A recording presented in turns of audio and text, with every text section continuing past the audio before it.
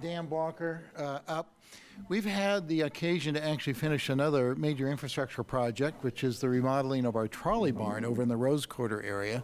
You might recall, some of you approving that contract earlier. We wanted to give you a quick report on its completion because actually one of the reasons we wanted to do it was an incredibly good job by our staff and our team that involved. So Dan, a little bit more detail. Thank you, Mr. General Manager, Mr. Board Vice President, members of the board. I just wanted to come today and give you a very brief update as we're winding down on this project. So you may recall back in 2014, our 4 vintage trolleys were assigned out to others who could make better use of them than us. 2 went to St. Louis for a streetcar project there. 2 went to Lake Oswego for the Willamette shoreline. And so TriMet thought it was a good idea to repurpose that trolley barn right there at Rose Quarter into a sort of a strike force center for our maintenance away staff. So some people coming out of Ruby and being placed right there in Rose Quarter where they could very quickly react to switch and signal problems in Rose Quarter, in downtown, in the Union Station area, places where we do have a lot of activity. So we proceeded to do that. Through 2014, we did design work, and then we came here in early 2015 and requested your approval of the construction contract, which you gave us. That was awarded to Emmerich Construction, and it was a 2-step low bid project. The project has now just recently reached substantial completion, and I'm here today just to tell you what a great success the team had with this project. So, for example, starting with safety, they had 0 recordable accidents, which means they had 0 lost time accidents as well, which is, you know, as good as we're going to get. That's a terrific outcome. When you awarded the contract, as a low bid, it came in with a 10.2% MWESB component. Since it's general fund, we go MWESB rather than DBE. 10.2% wasn't as good as we had hoped for, but with a low bid, we had limited ability to affect that pre-bid. However, we worked very closely with the construction team. Our end result is going to be, and the final numbers aren't quite in yet, but our end result is going to be on the order of 30% MWESB. So again, really great outcome. The contractor really stepped up to our request and did a great job. And then finally, I wanted to highlight the financial picture. With the resolution, we asked and you approved a change order allowance of 20%. And that's a little bit high, but this was a retrofit of a building and it was a low bid contract. So those are both reasons why we might ask a little higher than we would on, say, a CMGC contract. Again, the final numbers aren't quite in. We still have a few potential changes to resolve, but it looks like we're going to land at between 1% and 2% for change order. For our low bid contract, that's the best I've ever seen on one of our low bid contracts. This doesn't happen without really good teamwork. So Pivot Architecture did the design work, and the design had to be excellent. You can't get that low a level of change orders without really good set of drawings. We had a really good set of drawings. Emmerich proved to be a really, really great contractor, and then finally the TriMet team, I think, did a really good job keeping everybody working together and achieving these outstanding results. I've asked a couple of them to come today, and I want to introduce you to them. First, the director in charge of the project, a gentleman named Dan Sosnowski. Dan, come on up here. Dan was the resident engineer for the Portland-Milwaukee West Side, the part in downtown from PSU down to the bridge. That was his previous responsibility. He's just recently been named our Director of Buildings Projects for the Capital Projects team, and he's off to a flying start with this, so he set the bar very high, Dan. Next, I'd like to call up Chris Uggan. Chris was the resident engineer for this project. Prior to that, he was part of the field team for the Tillicum Crossing Bridge of the People. And finally, Kristen Burris, who was the assistant resident engineer and office engineer. Kristen's been with the agency for quite a long time, working on a number of our buildings projects. And prior to this one, she was working on the Moving Together program that re-outfitted the Center Street building. So these are the 3 who get all the credit for these great results, and we wanted to recognize them here today. Thank you very much.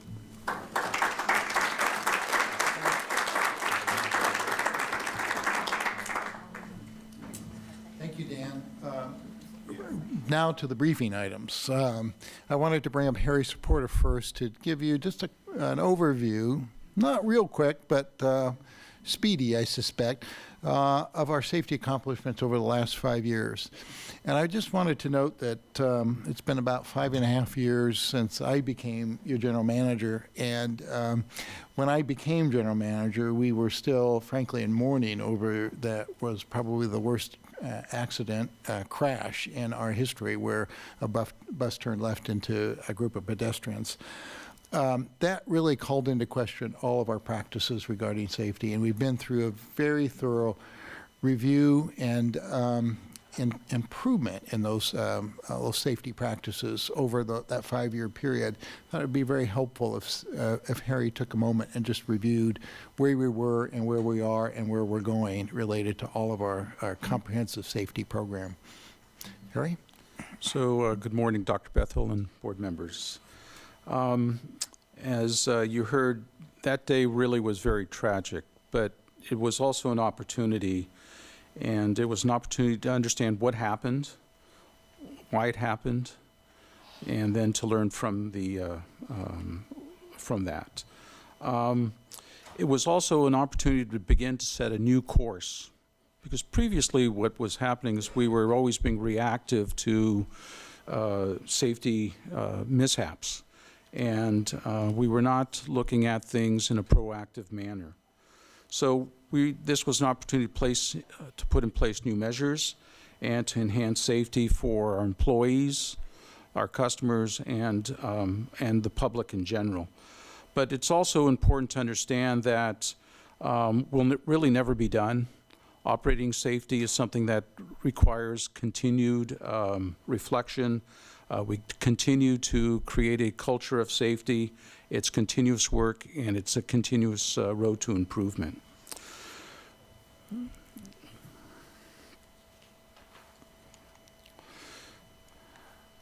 So what happened initially was that there was a top-to-bottom review conducted by a transit safety consultant. A task force was also convened by the general manager, Neil McFarland, and out of that came 19 separate recommendations with over 200 different tasks.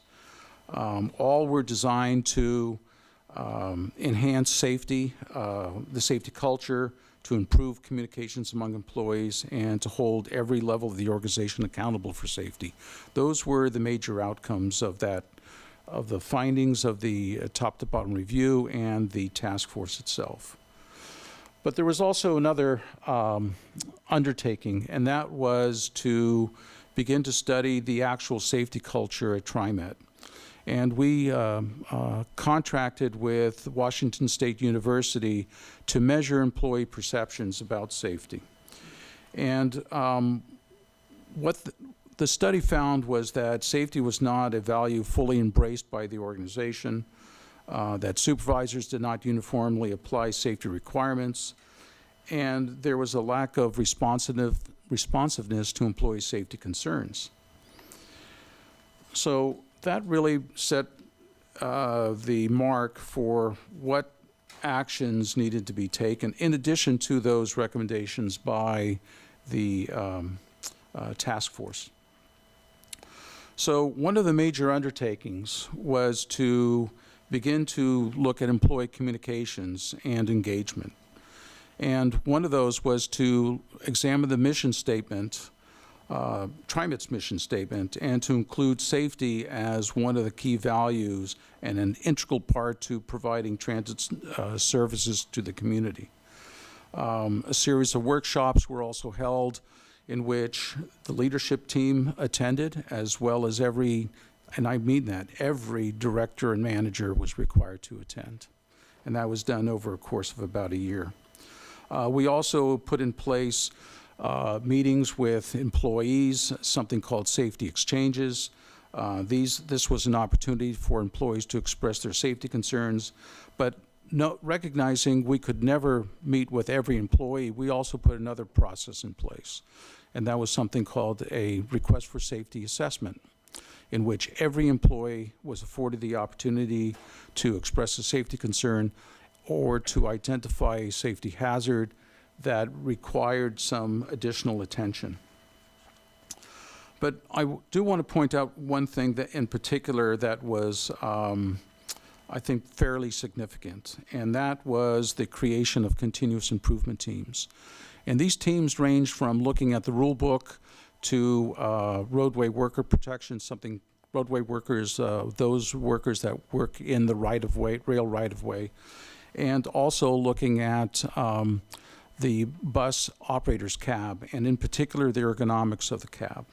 And one of those teams, called the Bus Operator Continuous Improvement Team, focused on that. And they made over 17 different recommendations for improvement to the cab. Those recommendations were carried forward into new bus procurements. And then we are beginning to retrofit the existing fleet as well. And the success of this team, it was highly successful, was also recognized recently at the Governor's Safety Conference, in which they received a Safety Achievement Award. As you've heard from me in the past, we've also launched several what I call operational safety projects. They range from pedestrian crossing improvements to where there's a demonstration project underway to enhance roadway worker protection or right-of-way worker protection, and including bus pedestrian safety. And we're not done. We always continue to look at projects that can help us improve the safety of our workers and our customers and the public. In addition to the safety workshops we've held, we also continue to hold the operator and supervisor recertification workshops. These are 8-hour instructional opportunities, and this year, that are held on an annual basis. And this year, we really are focusing on a key area of introducing something called the safety management system, which I'll speak to a little bit later on.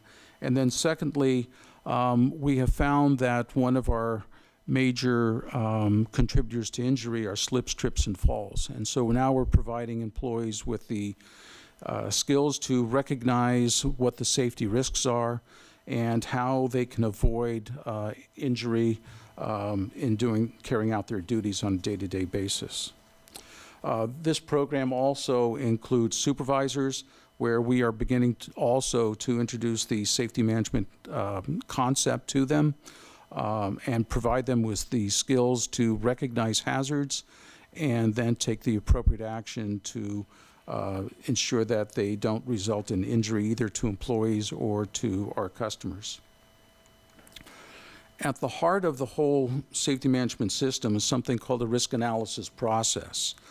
And in order to really advance safety, we really need to understand what the hazards are and the risks that they pose, and then to begin to develop control measures so that the risks are minimized to the lowest possible level. All new extensions and new service undergo this process, and this was heavily used during the PMLR project. We will be employing the same concept for the BRT project, and we continue to analyze a variety of other processes, including employee tasks, so as to ensure that safety is enhanced. As part of this process, we also use a concept called hotspot reviews, and this is through our data analysis that we identify problem areas, or it can be one of those topics raised by employees that say, you need to take a closer look at a particular issue. And so we do this on a routine basis. So this is just part of that hazard analysis process. Another keystone to the safety management system is data collection and analysis. And from this, we develop key performance metrics that provide us with a good understanding of the effectiveness of the control measures and have we really applied the appropriate resources in controlling the identified safety risks. So we continue to do that. I wanted to share with you a little bit a couple of those, and this is known as a lagging indicator, meaning that the data is that in retrospect. These are things that already occurred, but are the control measures effective? So this is just one indicator that gives us that.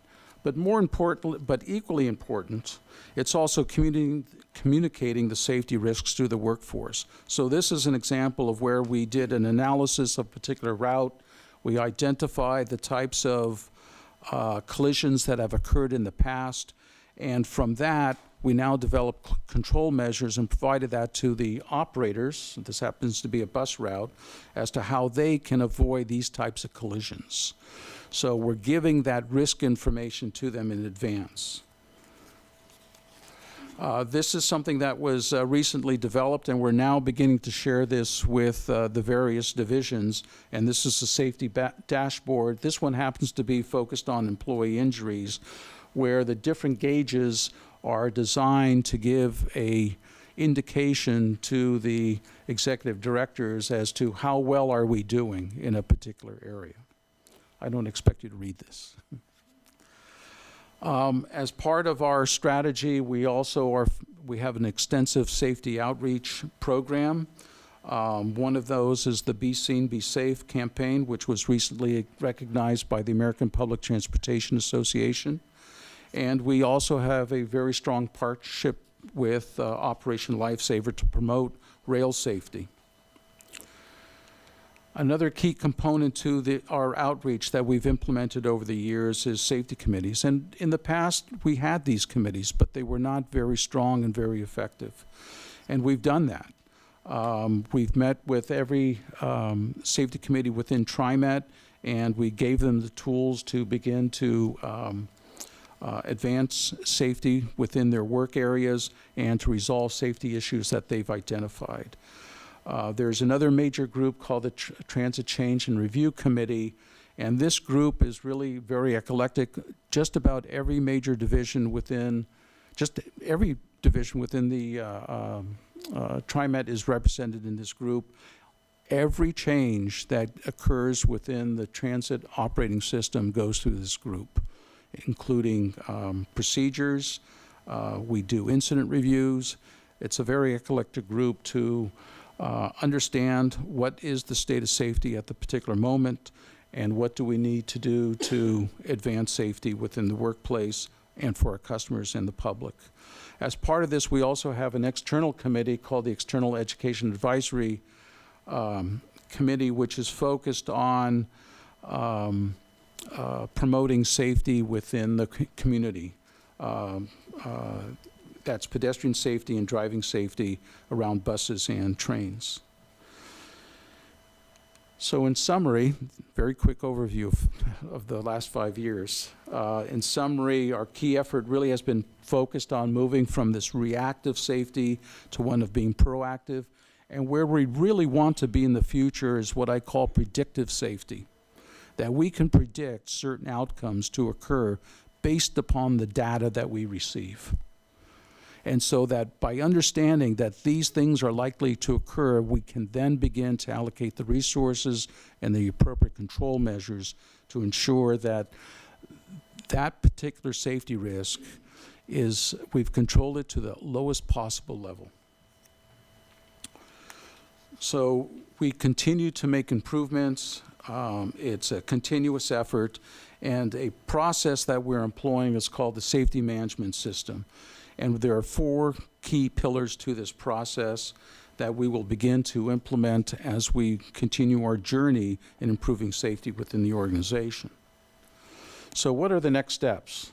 Obviously, it's to continue the safety management system and to implement its development. It's to continue to build upon that safety communication with the entire workforce and organization. It's to continue those supervisor and employee safety workshops and build upon the safety metrics so that we can gauge whether or not we are making the improvements that we intend to make. There's another concept called close call reporting. We have an element of this, but where I hope we eventually move is a confidential system similar to the fraud hotline, in which employees can confidentially say that there is a particular safety issue and not have any retribution for calling that particular issue to the attention of the management team. And then lastly, it's to conduct another safety culture study and have we really advanced safety within the organization. Is the perception there that we are making strides in improving safety for all, whether it's our employees or the public. So with that, I'd be pleased to answer any questions that you may have. I know that you also received another briefing packet that contains even much more detail than what I presented this morning. Director Parson? I have a question about one of the slides, and in the packet that we have, it's on page 20. I'm not sure which page it was here, but it's the one with the graphs showing the incidents and bus collisions and max collision. Yeah, that's it. Yeah, this is an old slide, so. Well, the thing that I was looking at, it seems the shapes of the lines, the magnitudes of, like on the bus, are different, the magnitudes of the peaks and the valleys, and same with max. But it looks like the peaks and the valleys kind of track from year to year. Yes. And so have we looked into that and why that is occurring? And is there something that we specifically need to be addressing there? We continue to look at a variety of factors that influence the collisions. Mm-hmm.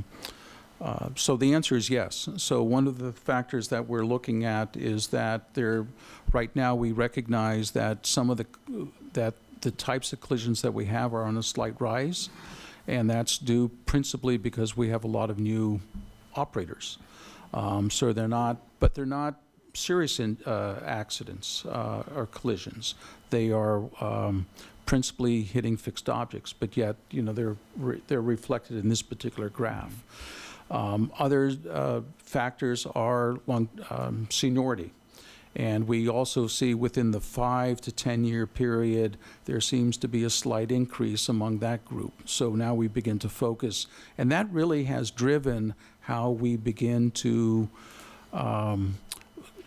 it really has driven what we begin to teach as part of our operator recertification program.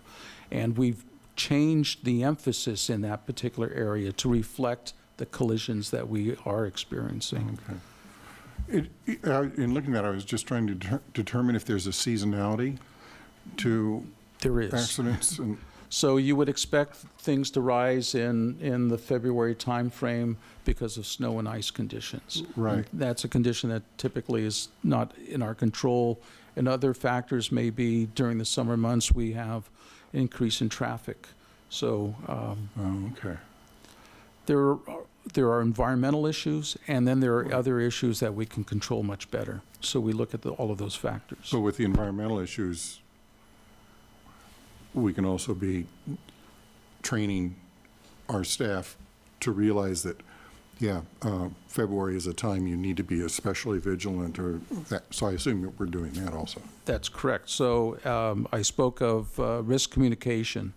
That's just a fancy word for saying, we're expecting snow tomorrow. Mm-hmm. You need to slow your speeds down. We'll place chains on the buses. Okay. It's that type of activity. Okay. Thank you. Go back to when you said to develop the close call reporting system, and that would be what I was asking earlier about the ethics point. So all of the associates have one line to call, and then if they have a safety issue or concern or want to point something out, then that gets routed from that point, instead of recreating another system. When we begin to look at that, we'll take that into consideration.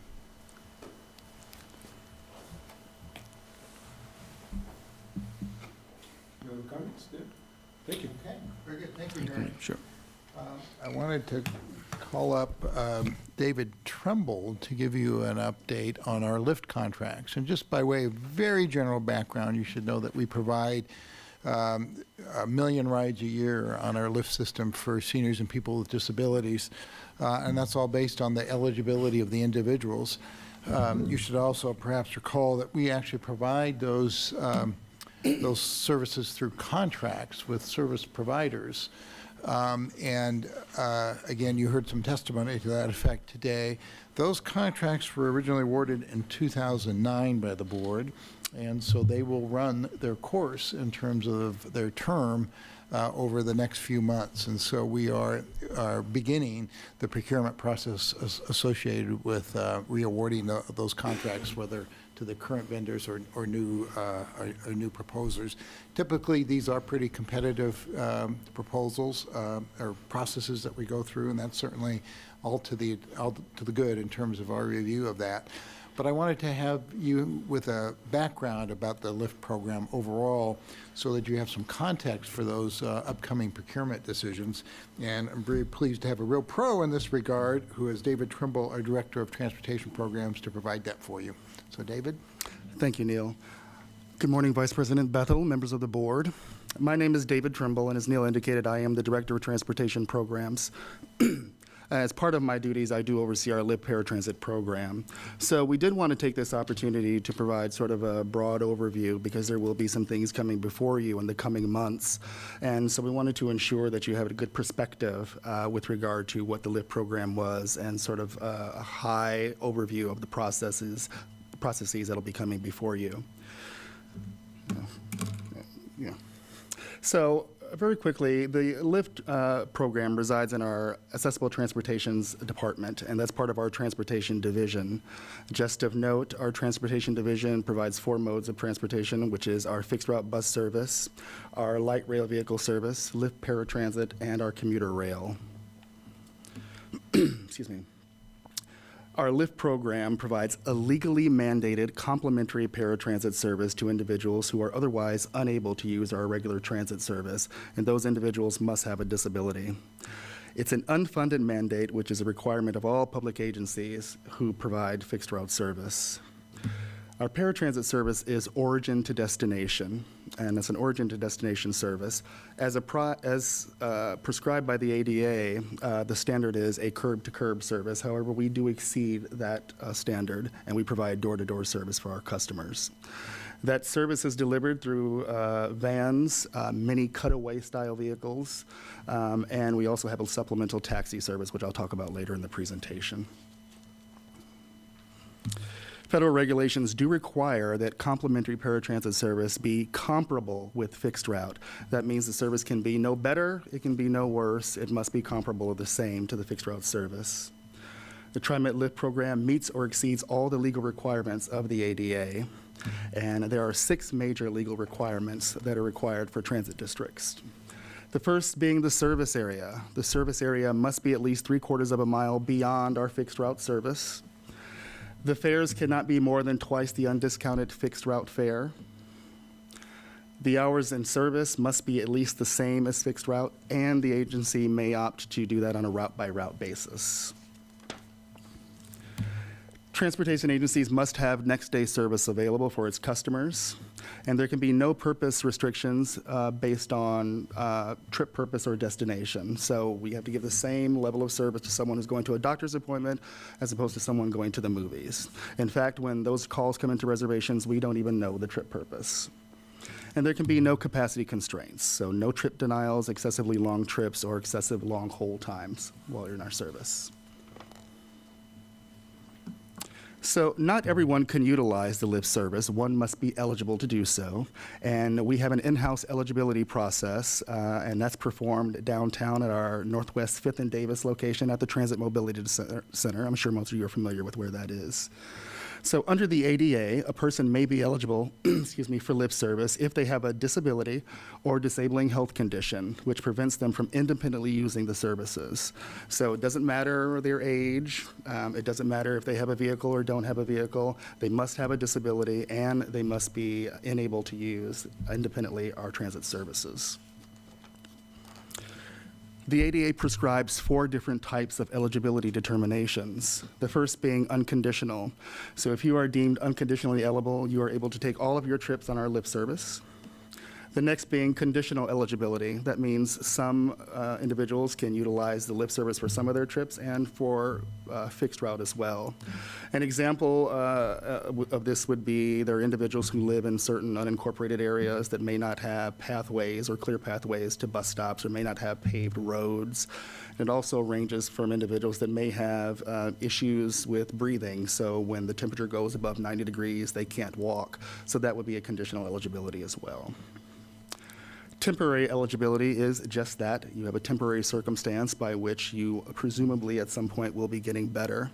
There was an individual that we know that was in a severe car accident who broke both of his legs and his arm, and he was very concerned about how he's going to get to work, and he was able to apply for the lift service and was granted temporary eligibility. So that's what that would be. And lastly, we have visitor eligibility, and that could be granted on a 21-day calendar basis, and that's for individuals who visit the Portland area and who are otherwise eligible at their home location or home city or transit agency. And we work with that individual and the transit agency to get them visitor eligibility. As we've heard before, these services are contracted out. We do use private contractors. But our issue by no means is this a turnkey operation. And what that means is we don't sort of turn it over to the contractors and say, you go run it and call us later. We are very, very much involved in the day-to-day operations. TriMet provides the buildings, vehicles, office equipment, and the total program management for the lift services. And we also handle the eligibility process. The contractor is responsible for everything else, responsible for providing staff, for dispatch, reservations, scheduling, et cetera. TriMet is not unique in its use of using private contractors. Many agencies around the nation choose to use private contractors for all or some of their services. Some of the primary reasons for that, as you can imagine, are cost. As Neil mentioned before, competition amongst the proposers tend to drive costs down a little bit lower. Also, their flexibility and being able to respond to our changing service demands. And the expertise of contractors. If they have contracts throughout the nation, it would be feasible to think that they can utilize best practices to assist our local properties in being more efficient. Speaking of cost, in 2012, staff did conduct an analysis, and we conducted that analysis to determine the feasibility of bringing lift services in-house. And from that analysis, there were two determinations, well, there were more than two, but there were two big takeaways from that process that were made.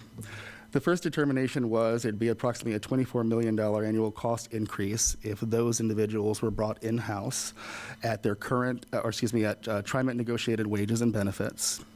And the second determination was made that there'd be approximately a $16 million cost increase if those individuals were brought in-house at their existing wage rates and with negotiated TriMet benefits. And it's important to note that these are 2012 figures. Yes, sir. Mm-hmm. What's the difference between the 24 and the 16? I mean, they both say the same thing, but yet one's 24, one's 16. Well, the 24 is if the current operators were brought in-house and they were negotiated on parity with TriMet wages, that's where the difference would be. The second one is if they were brought in at their existing wages as they are today and just TriMet benefits. So the first figure includes the negotiated TriMet wages and benefits. The second figure is just the benefits. Okay, so the word existing in the $16 million sentence is the difference. So existing Contractor wages. Got it. Okay. Okay. Appreciate that. Thank Sure. you. So this is sort of a high-level overview of the structure of the Accessible Transportations Department. It's important to note that there are 3 transportation services contracts and 1 supplemental transportation contract. The 3 transportation services contracts that will be coming before you at some point in the near future are the Lyft Central Dispatch contract, the Lyft Transportation contract, and the contracted services for maintenance. It's also important to note that our transportation services are divided into 3 operational bases, just like our fixed route service. We have one in our Northwest Nela location, and that's our main location. One location that works out of Beaverton at Merlo and at Powell, and those are both adjacent to our current fixed route locations. I'll talk a little bit about the different contracts and what they're responsible for providing. Our Lyft Central Dispatch contract is the first transportation services contract, and it's responsible for providing reservationists, scheduling, dispatchers, and customer service personnel. Our largest contract would be the Lyft Transportation contract, and they're responsible for providing operators, trainers, service supervisors, anyone that has anything to do with putting the buses out on the road. Also, as part of our transportation delivery, we do use supplemental taxi services, and currently our provider is Broadway Cab. And we use Broadway Cab for several reasons, and first of all, to meet our peak service demand and to avoid any capacity denials. And it helps us reduce our number of rolling stock that we're required to purchase and maintain. It also helps us on the day of service deal with on-time performance. So if there are issues, if a bus gets hung up with a customer or we have significant traffic issues around the city, we're able to deploy some of the cabs to help those routes out and maintain our on-time performance. And lastly, cabs do assist us in servicing locations where Lyft vehicles cannot access. I did want to provide just a quick process flow so you understand how we take rides and how they're delivered. Calls come into our reservation center, and those reservationists actually confirm the rides with the customer. Scheduling then comes in and takes those rides and assigns them to an operator run and creates what's called a manifest, a daily manifest. And that manifest is what the operator uses to deliver the service on the day of service. While the operators are delivering the service, the dispatchers sort of serve as the eye in the sky, if you will, and help operators with a myriad of issues, customer issues on the bus, if they're getting tied up, if there's a mechanical issue. The dispatchers are the ones who help with that. Our last contract is Lyft Central Maintenance, and our maintenance department is responsible for maintaining all TriMet vehicles. Most of our heavy maintenance is done at our NELA location. However, we do deploy mechanics out to the other regions to help with pull-out repairs, things like tapping off fluids, changing light bulbs, tightening mirrors, things of that nature. Maintenance is also responsible for ensuring that we have sufficient vehicles to provide our service. And lastly, they're responsible for preventative maintenance program and scheduling repairs from operator reports. Just a very quick overview of what TriMet administration does. Among other things, we provide support to our Committee on Accessible Transportation. Our eligibility team processes applications, conducts the in-person assessments down at our Transit Mobility Center. Lyft management is responsible for the total program compliance, as well as managing resources and budget resources and facilities, and developing SOPs in conjunction with the transportation providers to ensure the service runs correctly. Lastly, we're responsible for analyzing all the data and reporting out to our various internal and external stakeholders. There's lots and lots of data that we have. We're very much a data-driven department, and you'll see here I've broken down just some of the types of data that we get and report out on. There are about 4 or 5 daily reports that we get, and we make system performance decisions based on those reports. On a monthly basis, we do report out on our monthly performance report, which is on the TriMet website. On a quarterly basis, we report out to the public via the Committee on Accessible Transportation with regard to different statistics. And annually, we do provide program information to the executive team and external stakeholders like the FTA. So I want to talk just briefly about the performance indicators that we measure for our Lyft service. And the first of those is the on-time pickup. So when a call comes into reservations, the reservationist will record the call and confirm the time with the customer. The reservationist will also give a customer a 30-minute pickup window. And what that means is, for example, if a customer gets a pickup window from 5 o'clock to 5:30, that means that customer should be ready to be received at 5 o'clock. And that bus can show up anytime between 5 o'clock and 5:30, and that bus is considered to be on time. That is the pickup window. If the bus arrives at 5:31, then the bus is 1 minute late. So that's how the pickup window works, and that's how we measure. The on-time drop-offs are usually for appointment times. If a customer calls in and says, I have a doctor's appointment at 10 o'clock, and I need to be at that appointment by 9:45, 9:45 becomes their appointment time, and we're required to get them by to that appointment at that time. Complaints and commendations are monitored through TriMet's SIP system, our Service Improvement Process System. And phone statistics are monitored by TriMet and supported by TriMet's IT department, where we look at all the statistics and the contractual requirements of the contractors through all the phone statistics. Very quickly, how we measure cost and productivity. Obviously, it's through ridership. We look at the number of passengers, and that does include personal care attendants who, as prescribed by the ADA, can ride for free, but we do need to track those individuals. Also, we look at the growth rate, and it's usually calculated based on our past history and assumptions we make about future years. We look at our rides per hour and our cost per ride for the total program, and we also measure it by our cab usage. What percentage of cabs do we use on a daily basis? I wanted to give you all just a quick snapshot on some statistics in comparison for FY14 and FY15. First being lift ridership. As you can see, we did ratchet up just a tad bit from FY14 to FY15. Our service miles did go down just a smidge. This is all done by a lift fleet of 268 vehicles. That's 253 cutaway-style vehicles and 15 minivan vehicles. You can see the cost per ride for FY15 was $32.49 for a total budget of $34 million. As Neil did indicate, these contracts will be coming up for renewal, and the board will be asked to make some decisions with regard to those renewals. So I did want to just throw up the current year's value of the contracts. You'll see there are 3 transportation services contracts: Lift Central Dispatch, Transportation, and Maintenance. You can also see who the incumbents are for those respective contracts, the terms, and the value for 2016. So if my math is correct, it's about $27 million, a little over $27 million. So you can see these contracts are quite substantial.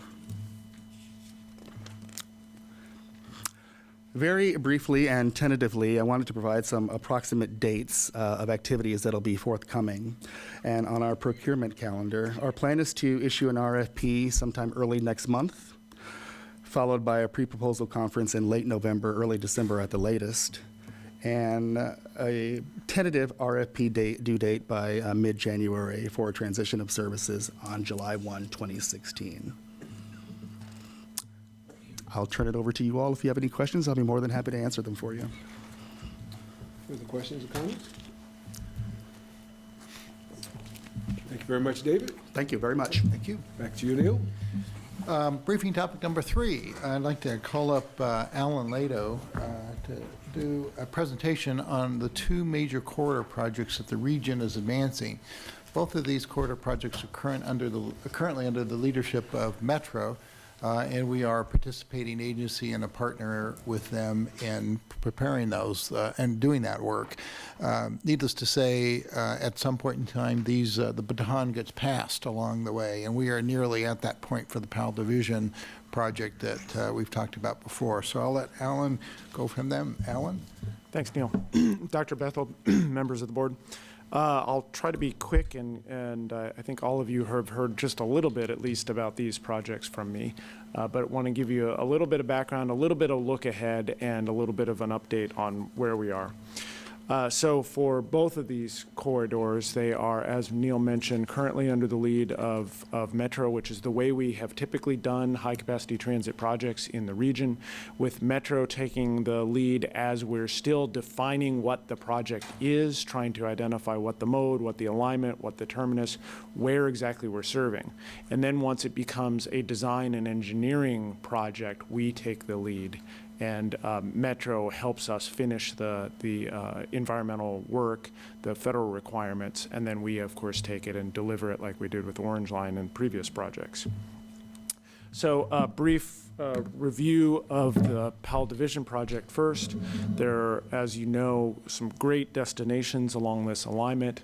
You think about the places like Mount Hood Community College, like Portland Community College's new Southeast Campus, some of the neighborhoods in Division Midway, the Jade District, connecting on the Tillicum Crossing at the South Waterfront and OHSU.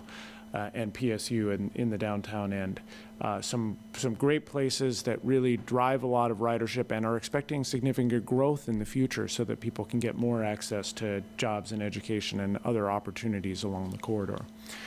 And looking just thinking about how the region is going to grow over time and thinking about how the cities are seeing that growth, this, don't have to look at details, but just in general, you can see, you can pick along here, the darker the color is, the more growth and activity is expected in those areas. The max line stands out the most, but the next one is this PAL division corridor for the east side. Of course, we are, as I've briefed you before, making sure that our service enhancement plans are paying very close attention to the project and finding ways to integrate with that. And as I think we've briefed you, currently we have a draft vision out there for future service that includes things like additional north-south service that would be able to connect to the PAL Division BRT line and give additional access and additional benefits to other communities that aren't necessarily right on the stations.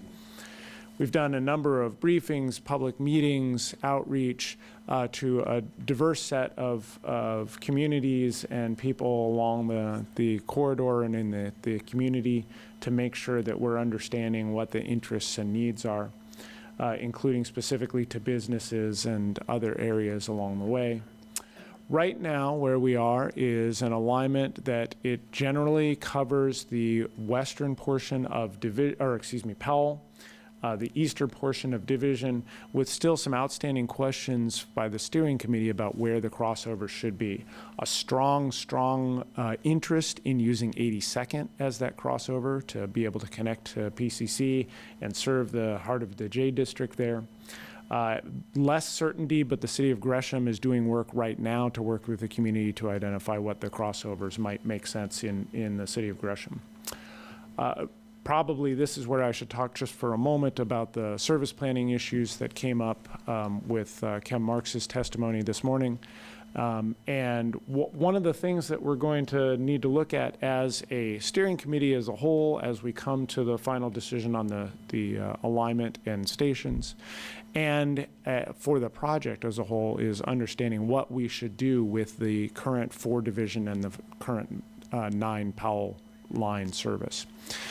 And there are multiple options, no decisions made. We're going to need to bring that conversation through. The way service planning final decisions typically get made around the project is during the last about 18 months before a project gets finalized, as you saw with the Orange Line plan and as we've done with other projects, to make sure that we're far enough along in the project so we understand what is happening with that, and so that our riders are really paying attention and we can engage as many of them as possible to ensure that our service plan meets the greatest needs possible. The potential advantages of doing different things with this alignment and the current 4 and 9 are especially shown up here when we think about where the potential stations might be. And this is an initial draft of where stations might be on the BRT line. And the initial assessment is that about 74% of the current ridership is at those locations, and about 95% is within one current stop of those locations. So a natural question is, well, what should happen with the 4 division in this portion? What should happen with the 9 PAL in this portion? What we've done in other projects has varied. For example, with the Interstate Max project, we had a local interstate bus that was running every 5 minutes, or excuse me, that was running every 15 minutes, that was having stations, 6 to 8 stations per mile. When we put in the Interstate Max, the determination was that it made sense to replace that bus and use those resources for service that benefited other communities in the area. So the services that connected to the yellow line became better with those resources. We would have the aspiration that if any changes happen to the 4 and the 9 along here, that we would do the same thing, that we would keep those resources in the corridor and provide more benefit to the communities along the way. That's still an if. Exactly what happens is still part of the decision making, but the options might be to add, either speed up or add more service on those north-south both existing and future lines to be able to make more connections if it's determined that those stations and this service actually could replace some of the 4 division and the 9 Powell. As I said, this project is, or excuse me, let me touch on one other item. In order to meet some of the goals about getting a project that's relatively quick, relatively nimble, and can actually be delivered in this decade, not in another decade, we are really focusing in on the federal process called small starts. And that has some key definitions to it that include the fact that it has fewer steps, can move faster than new starts, which is what we had to do the orange line under, but it also has some limitations on no more than $75 million contribution from FTA and no more than a $250 million total project cost. Of course, if we're being smart with the region's money and trying to leverage as much in terms of federal funding, that $75 million becomes more important, because you'd want to, each dollar you put in, you try to match it with something which would put a maximum of $150 million if we're trying to match every dollar. The next steps on this, we just entered at the beginning of this month what's called project development, which is the first sort of permission from FTA to pursue the project. It recognizes us as a formal project in the FTA pipeline. It does not come with an approval of the project funding or anything like that, but it is the permission to continue to move forward. It allows us to work on preliminary engineering, the funding plan, the environmental work, all of the things that we need to do to be able to take a project farther forward to fully define it. I don't want to go into detail on the schedule, but just to hit a couple of key timelines for us and for our partners to think about in the future. That general map with this still had the dotted lines on it needs to have no more dotted lines in this period, which is in the April to May timeframe of 2016, where we'll be asking the steering committee to make a recommendation to the TriMet board, the City of Portland, the City of Gresham, the other partners in March on that alignment and on those general station locations. So that will be a big milestone to define the project.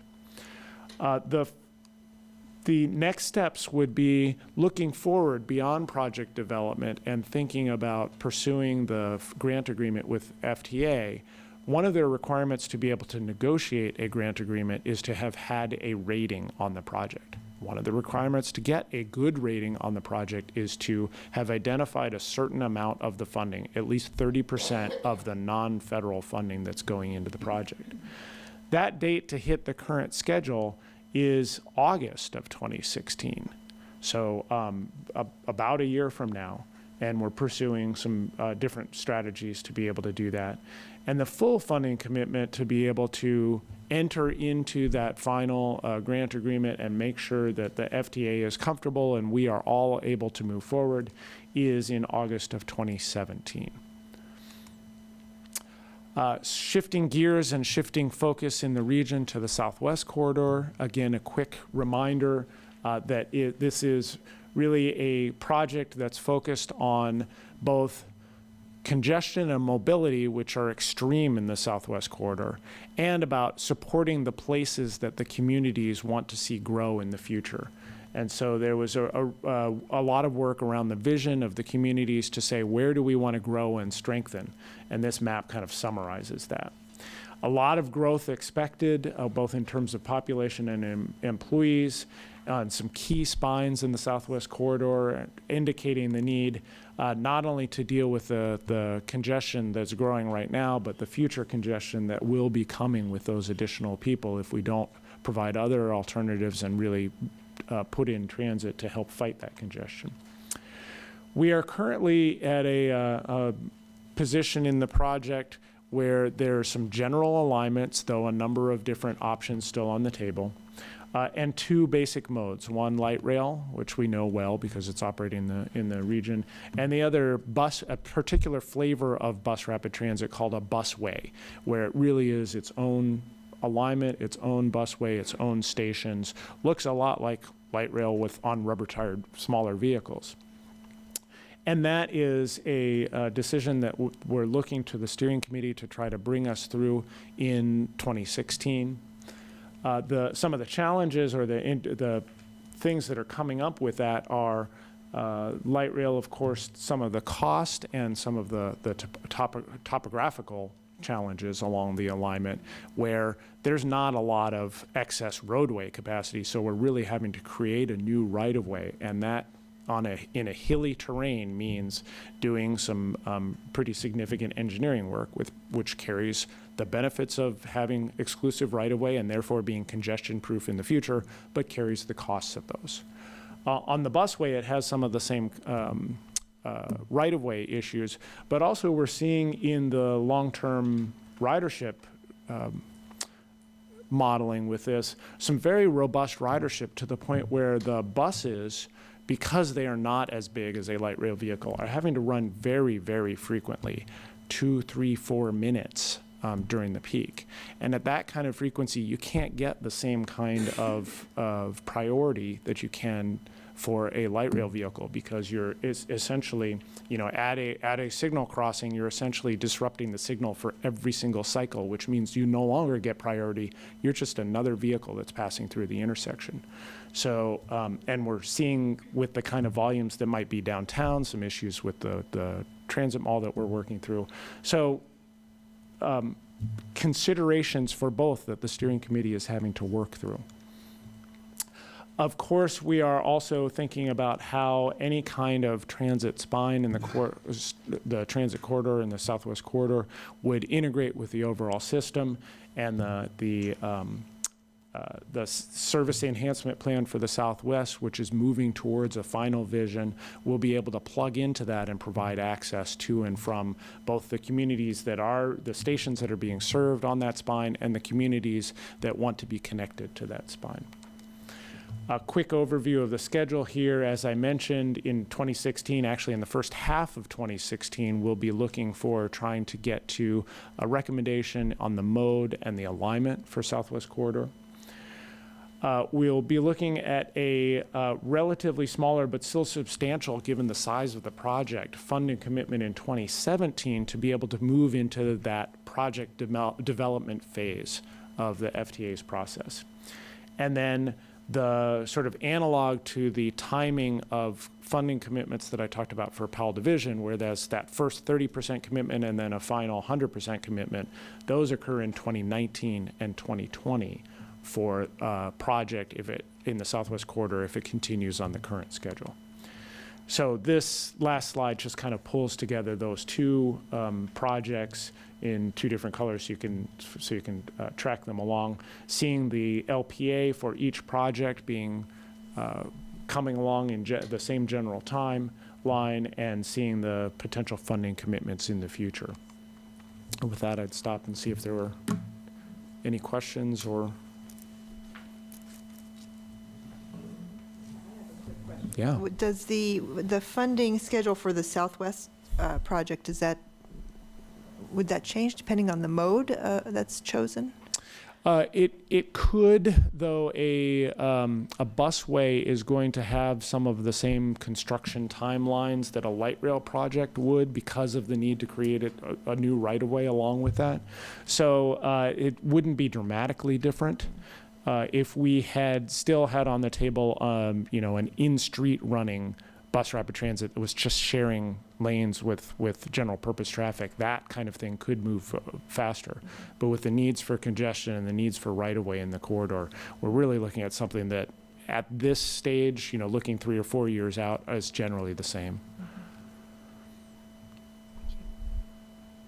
Okay. Great. Thank you. Thank you, Alan. Last but certainly not least, I wanted to bring up Brittany Colton and Christopher Para. They're going to bring you up to date on our efforts to ban the box related to criminal background checks.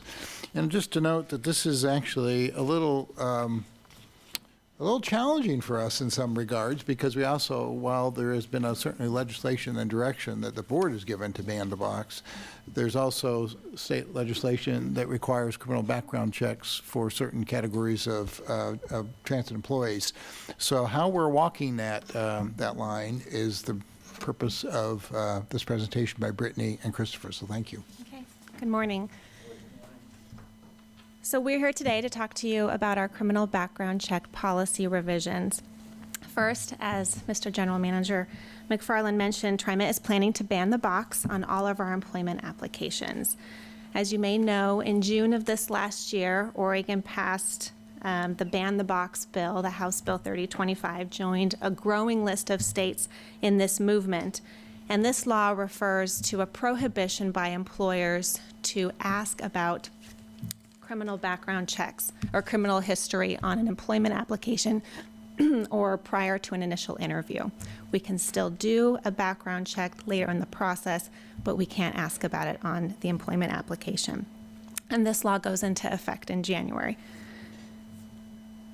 The law does have a few exceptions that I want to point out. One is for employers who are required by law to do criminal background checks, and TriMet is on its bus operators or ATP operators.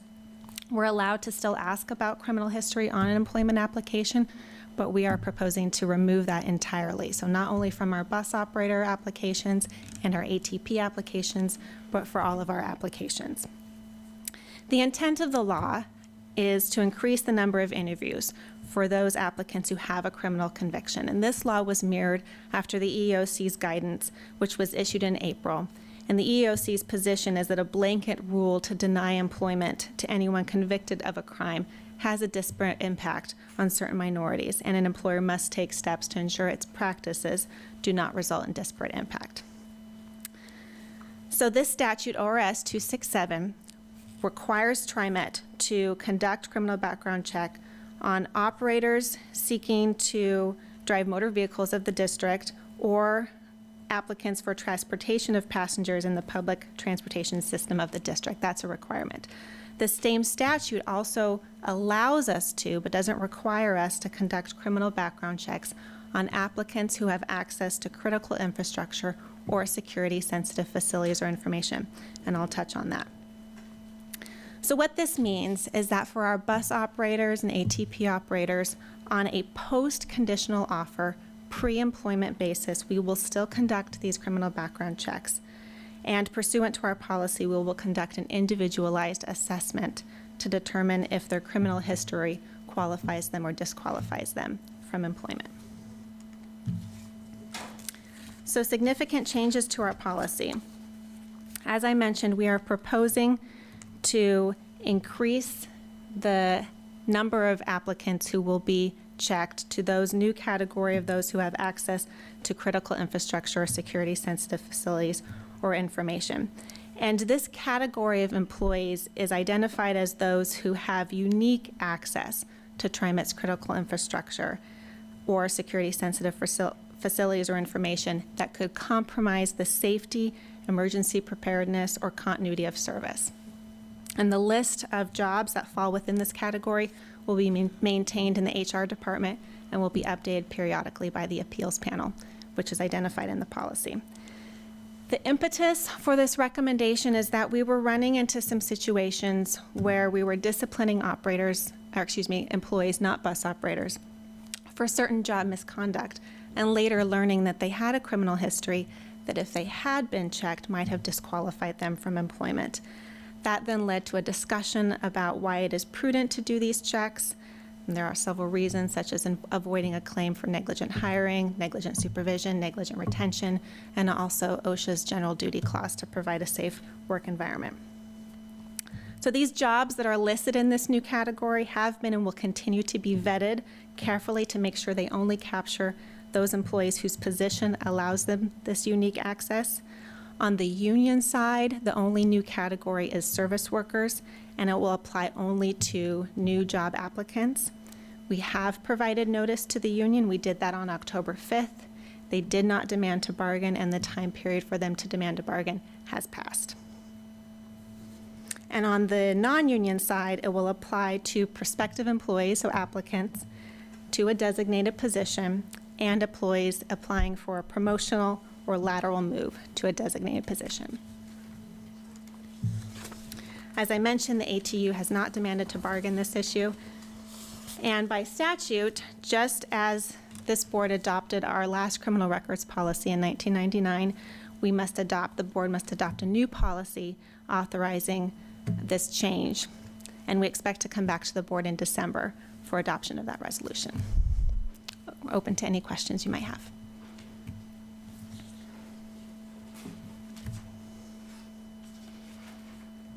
Not seeing any, Mr. General Manager, at this point. I would just note that we've also included in your materials so the policy itself and the class of employees that are proposed to be included. I think as Ms. Colton noted, we would also like to sort of keep that list under the tutelage of the review committee that would be established under the policy, so that can be evaluated over time as we move forward as well. So just to make that comment as well to you. The positions that will be added, as I understood from this, will be just those that have access to critical facilities or infrastructure. Right, critical infrastructure or security-sensitive facilities or information. Do we now do background checks on applicants for jobs that deal with vulnerable populations? The only criminal background checks we do right now are for our bus operators and for ATP operators pursuant to statute. Okay, so that would cover, Yes, that will continue. okay. Yes. Thank you. I